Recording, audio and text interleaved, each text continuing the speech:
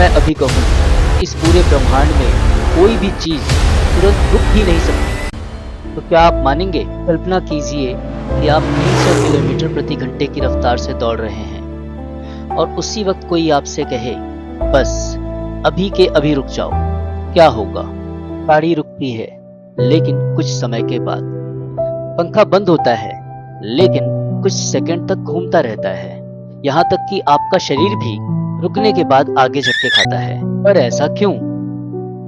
ऐसा इसलिए क्योंकि प्रकृति का एक नियम है, इनर्शिया। हर वस्तु अपनी वर्तमान अवस्था बनाए रखना चाहती है। चल रही है तो चलती रहना चाहती है, रुकी हुई है तो रुकी रहना चाहती है। एक सिक्का, एक कार्ड और एक गिलास। कार्ड को झटके से हटाइए, सिक्का सीधा गिलास में गिर जाता है। क्यों? क्योंकि सिक्का अपनी जगह पर ही रहना चाहता था। कुदरत का नियम। रुकने का मतलब केवल गति खत्म करना नहीं होता, आपको उस वस्तु का पूरा मोमेंटम खत्म करना पड़ता है। मोमेंटम जितना ज्यादा उतनी ज्यादा फोर्स चाहिए और फोर्स देने में समय लगता है।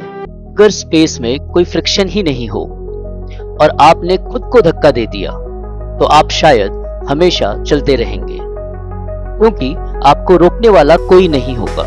तो अगली बार जब आपको लगे कि जिंदगी में बदलाव इतना मुश्किल क्यों है, तो याद रखिए समस्या आप नहीं है, यह ब्रह्मांड का नियम है। जो चल रहा है वो चलता रहना चाहता है और जो दिशा बदलना चाहता है उसे फोर्स लगानी पड़ती है। यही इनर्शिया है और शायद यही जिंदगी भी है। एक फैसला, एक हिम्मत या कभी कभी एक झटका जिंदगी में बदलाव के लिए जरूरी होता है। और ये बात हमेशा याद रखना, फिजिक्स हमें सिखाती है कि गति हो या दिशा, अगर बदलना है तो इरादा बदलना पड़ता है। अगर आज आपने दुनिया को एक नए नजरिए से देखा है तो अगली मिस्ट्री मिस मत करना।